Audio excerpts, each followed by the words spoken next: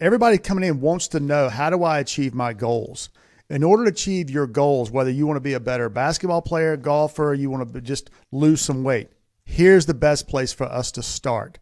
The best place for us to start, hey, let's monitor your sleep. I notice you're not sleeping very well. Let's monitor your sleep for the next week.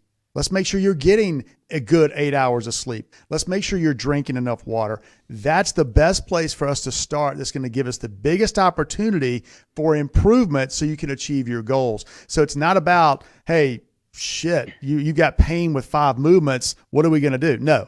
Hey, we've got to clean these things up so you can do a little bit better and you achieve your goals. And one of the ways I've tried to start talking is when you do have movement issues, like a little worse flexibility on one side, a little poor balance on the other side, or you hadn't touched your toes in 3 years, what people need to understand is when your body has a few extra kinks in it or instabilities, or all the stress of exercise goes to one area. It's not evenly distributed across the tissues. And so we're going to spend a little bit of time getting the wrinkles out, because when we do go a little bit more vigorous in exercise, it won't feel any harder than what we're doing today. And so we're going to have this nice, easy transition into a much fitter place.